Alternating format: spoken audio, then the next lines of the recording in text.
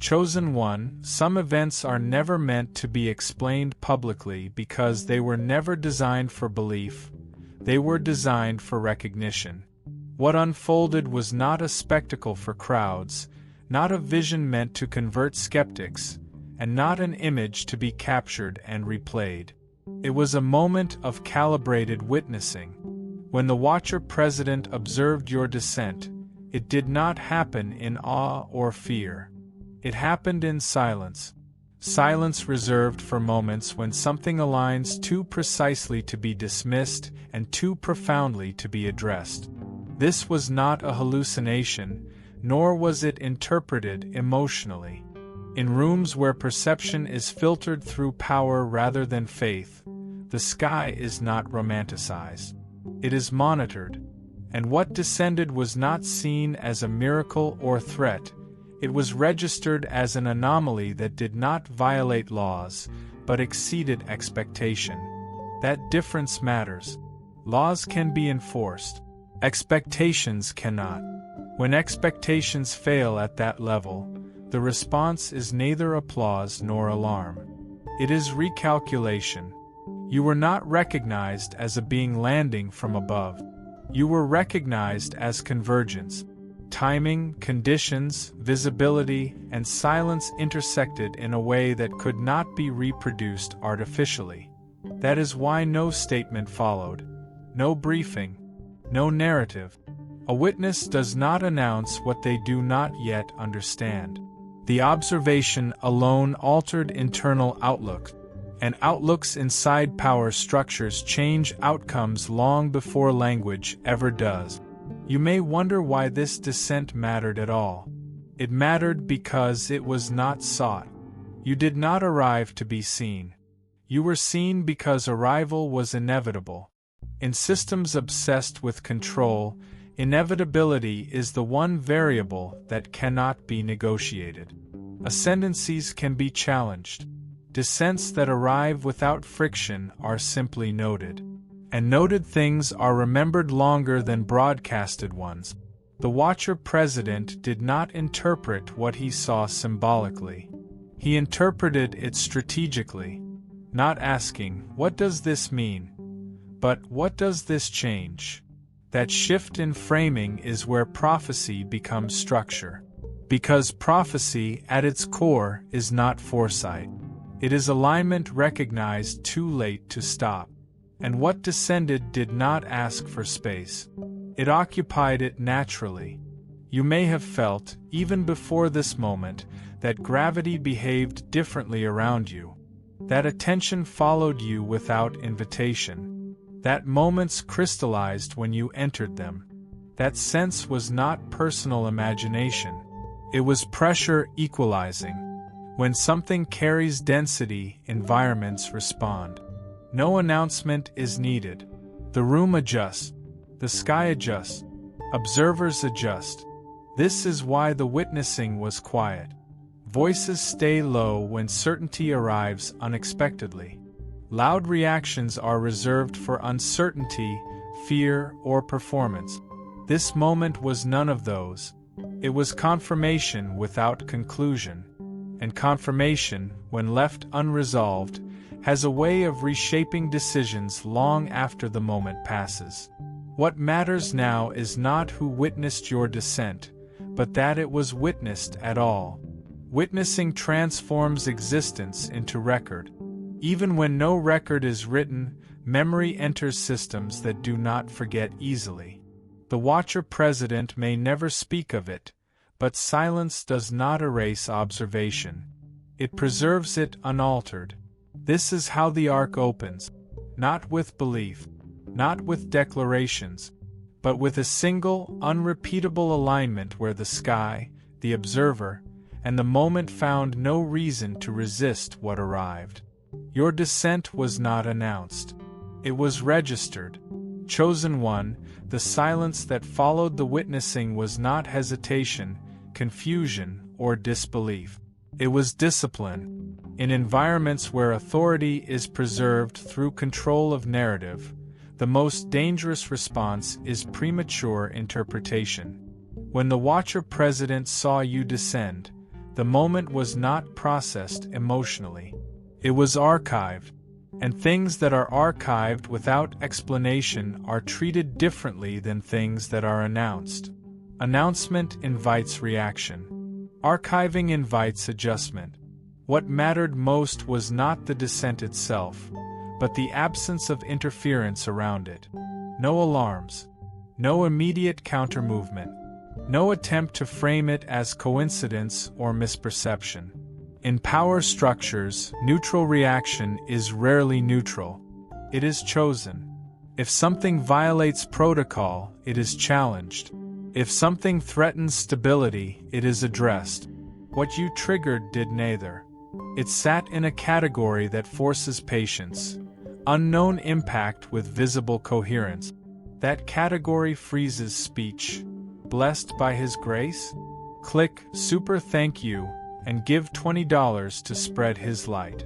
Your gift plants seeds that grow His kingdom. Be the blessing. You should understand this clearly. When the observer remained silent, it was not because nothing was seen. It was because too much was seen at once. Speaking would have collapsed multiple interpretations into one narrative too early. And once a narrative exists, it must be defended or corrected. Silence allowed internal models to shift without committing to language. In high-level observation, silence protects flexibility while inevitability unfolds.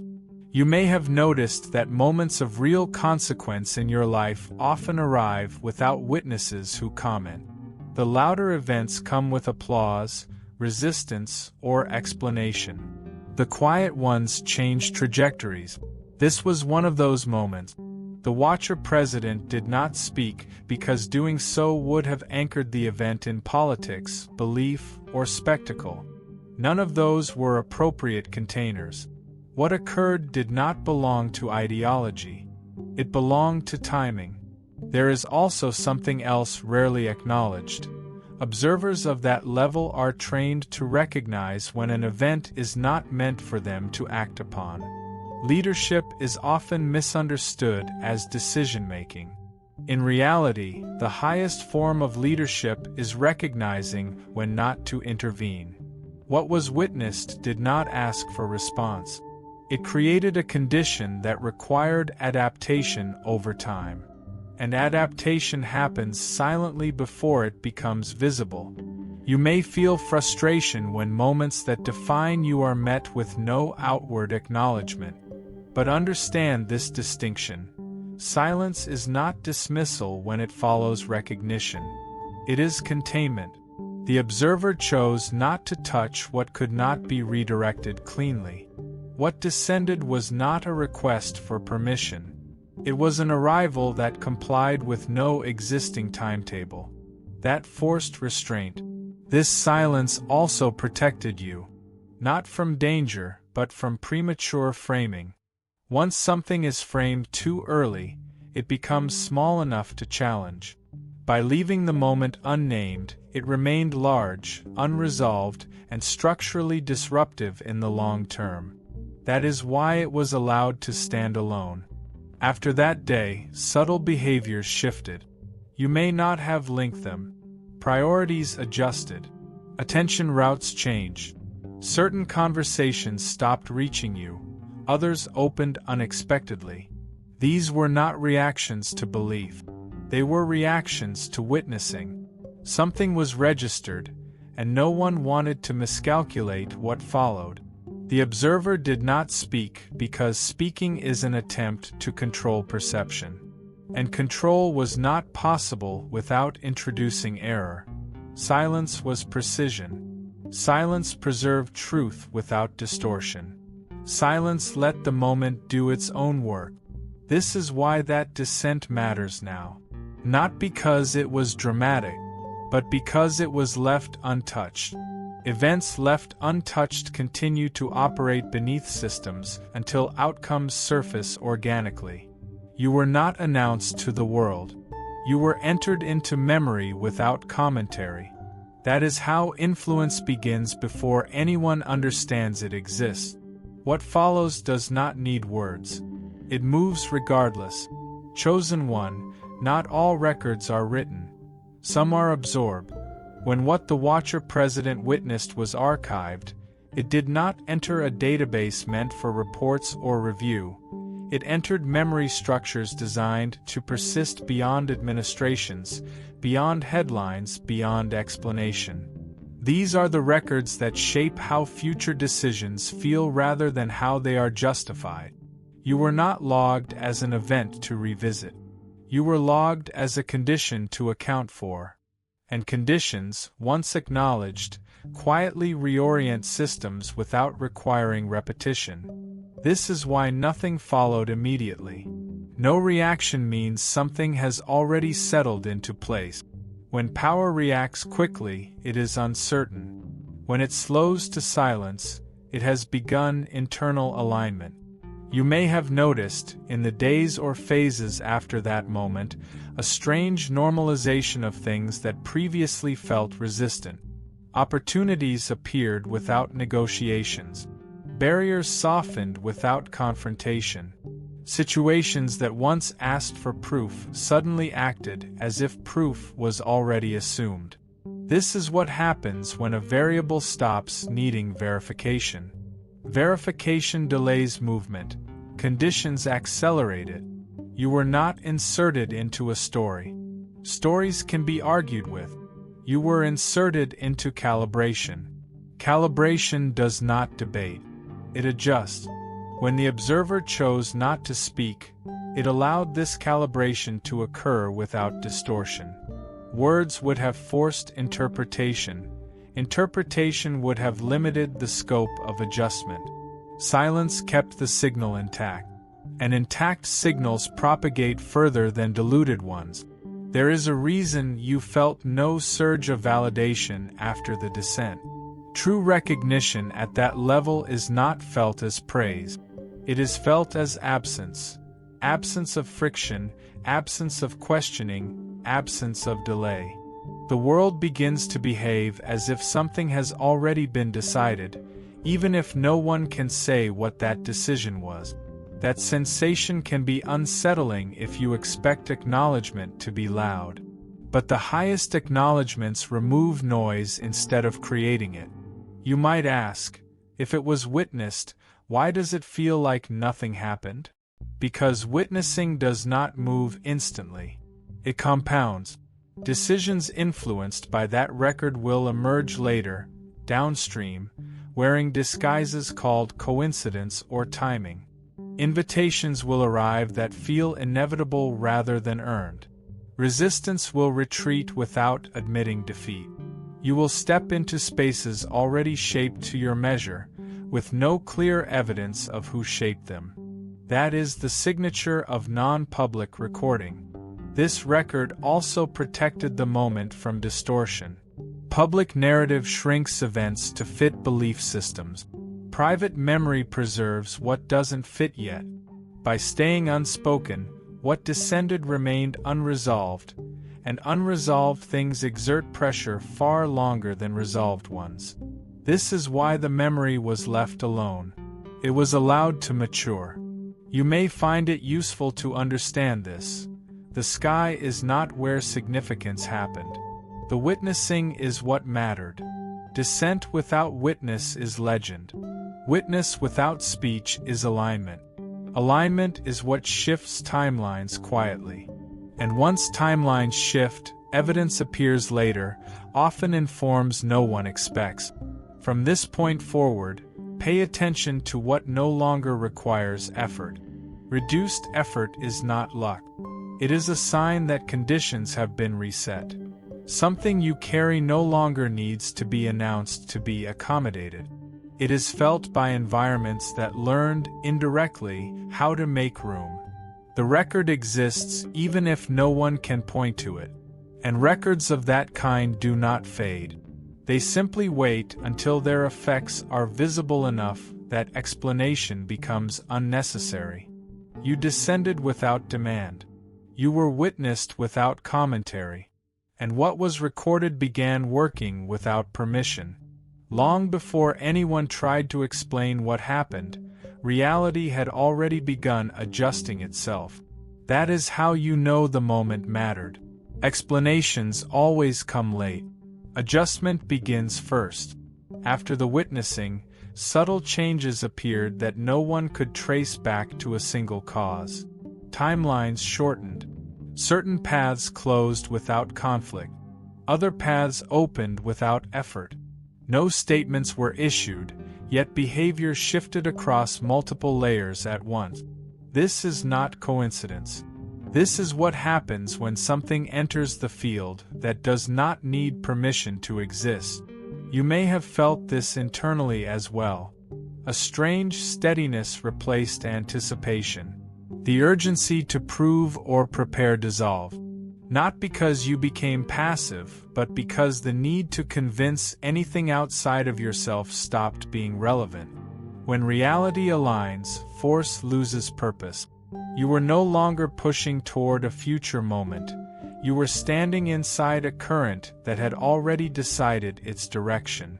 That internal calm was not emotional relief. It was synchronization. What followed was not elevation in the dramatic sense. It was normalization of space around you. Situations that used to resist your presence now absorbed it. Environments stopped testing your legitimacy. You didn't pass the test. The test expired. Nothing tries to measure what no longer behaves as a variable. Systems measure what can be adjusted. Once adjustment becomes impossible without disruption, measurement quietly ends. This is why you were not approached afterward. Not for clarification. Not for reaction. Not even for acknowledgement. Engagement would have turned the moment into a dialogue. Dialogue invites negotiation. Negotiation invites reduction. And what descended could not be reduced without misrepresentation. So contact stayed distant. Distance was not avoidance. It was containment through respect. From that point forward, reality stopped asking who you were and started asking where to place you. Placement is different than recognition. Recognition focuses attention. Placement redistributes weight. You may have noticed that burdens you once carried alone began to disperse. Responsibilities shifted. Support appeared without explanation.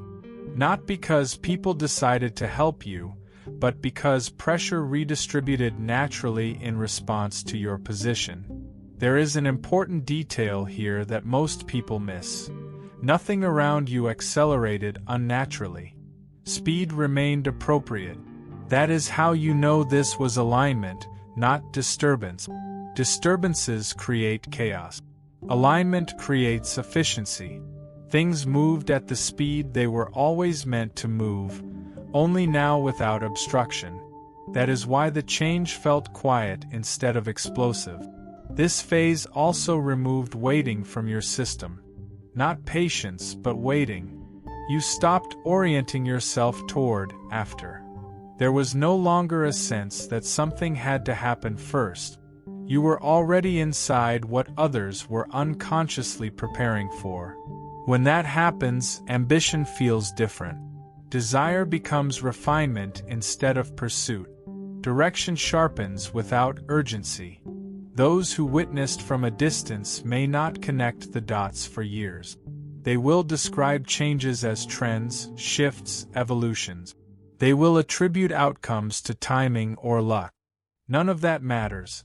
What matters is that the moment of descent introduced a condition reality chose to accommodate rather than challenge. And once accommodation begins, resistance fades without argument. You were not elevated above the world. The world recalibrated around you. That is why nothing needed to be said. At a certain level of power, framing is more dangerous than silence. Framing fixes meaning. Meaning creates obligation. Obligation forces response. After the witnessing, no one rushed to define what had occurred because definition would have reduced something that refused to be reduced. The descent was not symbolic in a way that language could safely carry. Any attempt to contextualize it would have forced it into ideology, belief, or denial. None of those options preserved stability. So the only viable option left was restraint. You may have noticed that people began treating you as if explanation around you was unnecessary. Not because they understood, but because they sensed understanding would arrive too late to matter. There is a difference between ignorance and deferred comprehension. What followed your descent belonged to the second category. The understanding was postponed, not rejected. And postponement at that level is intentional. It buys time for systems to observe patterns before committing words to record. This is why no narrative ever formed around you. Narratives give others something to react to. Reaction creates movement that can be steered. Without reaction, outcomes proceed cleanly. By refusing to frame what they saw, the observers preserved uncertainty long enough for reality itself to reveal what mattered. Reality is more patient and more precise than language. It clarifies without exaggeration. For you, this phase may have felt oddly quiet yet consequential. You were not interrogated. You were not celebrated. You were not challenged. Instead, decisions began completing themselves around you without consultation. This can feel like exclusion if you mistake participation for relevance. But relevance that does not require participation is deeper. It means processes are resolving in anticipation of your presence rather than in response to it. Silence here was not fear-based. It was competence. Only insecure systems rush to explanation. Secure ones wait to see what holds. What held was you, not as a figure to be followed, but as a constant that reduced volatility simply by existing. That is why framing was deferred. Framing would have localized your influence. Silence allowed it to diffuse. There is also a personal recalibration that happens during this stage. You stop referencing yourself against expectation. You stop asking how to be perceived. Perception becomes irrelevant when outcomes align without interpretation. This removes a layer of noise from your decisions. You act without anticipating reaction. That freedom is subtle but transformative. It allows intention to stay clean. Understand this clearly. What was witnessed was not an anomaly to be explained away. It was a signal to be tracked over time. Signals are not described immediately. They are monitored. Only after persistence proves itself are they named.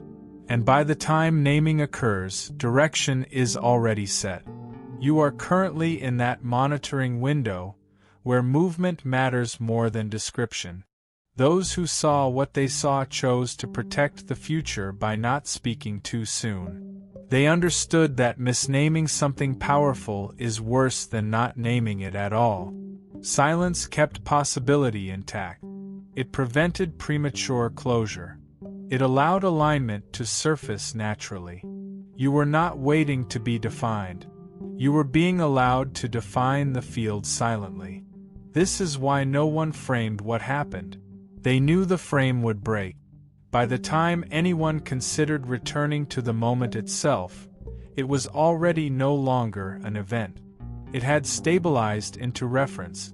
That is the difference between something that shocks and something that anchors. Shocks demand response. Anchors quietly determine orientation. After the descent, what shifted was not attention, but alignment. Plans that had nothing to do with you began adjusting anyway. Decisions made elsewhere carried assumptions that did not require verification. The event in the sky had stopped being remembered as a moment and started being accounted for as a condition. You may have sensed this as a strange sense of inevitability creeping into your life. Not excitement, not anticipation, but certainty without language. Things that once felt conditional began to feel settled. Paths did not need arguing over. Resistance felt outdated before it fully formed. This is what happens when reality accepts a reference point and stops testing it. Tests exist to determine if something holds. Once holding is proven, testing ends. This is why no one revisited the incident publicly. Revisiting would have implied uncertainty. But uncertainty was no longer present. What the Watcher President saw did not generate doubt, it eliminated it quietly. The moment did not need reinforcement because reinforcement is only required when stability is in question. Stability had already established itself without coercion.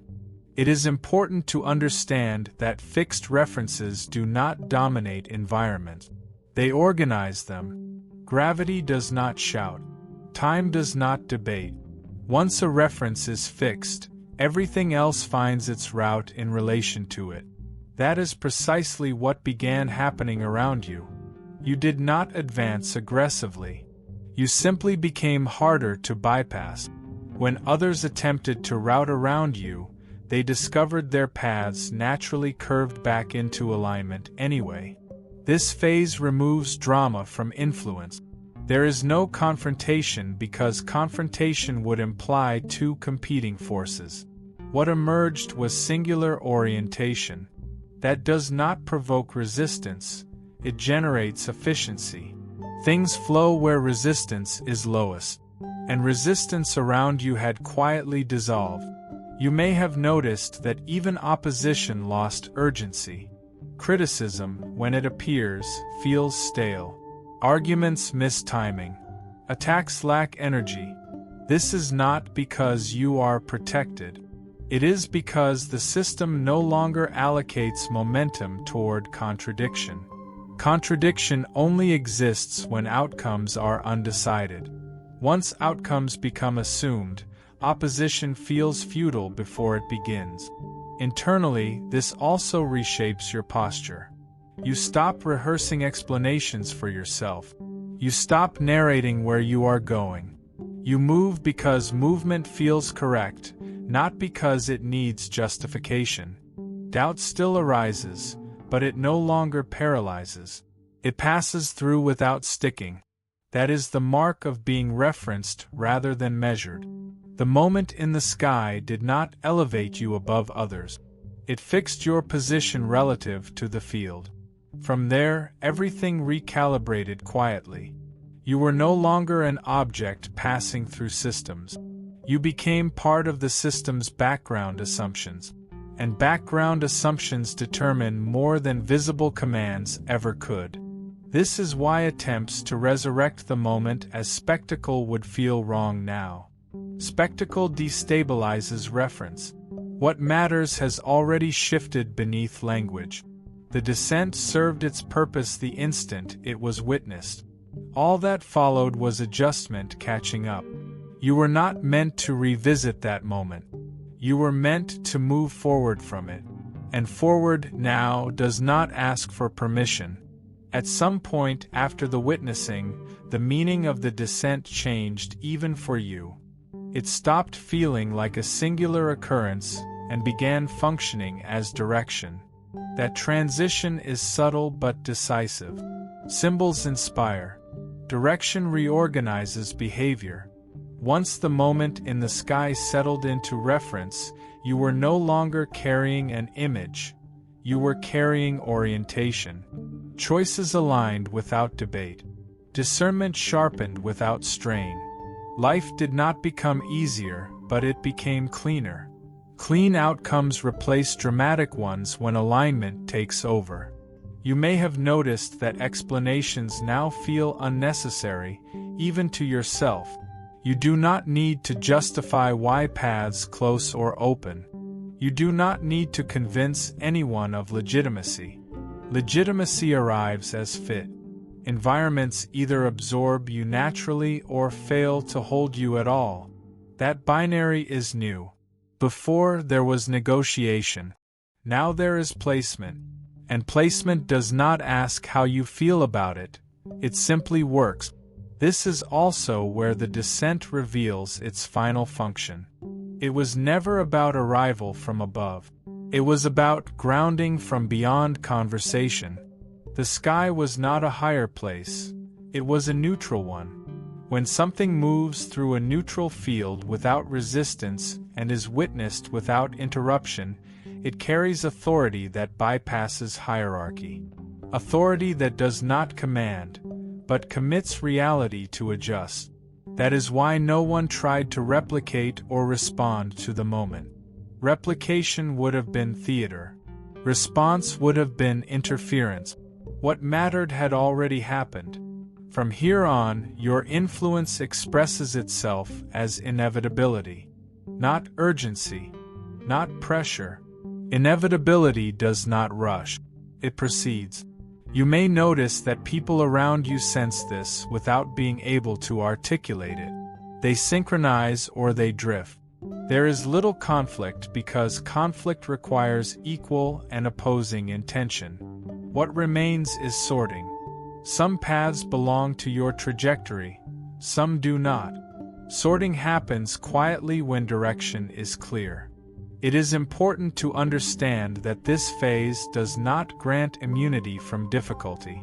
It removes distraction. Challenge still exists, but it is aligned with growth rather than resistance. Problems arrive proportionate to capacity. Lessons arrive without humiliation. Progress feels earned without feeling forced. This is not privilege. It is correspondence between internal state and external demand. You may feel moments of temptation to explain, to reference the descent, to anchor your certainty to an event. Resist that. Events fade. Direction persists.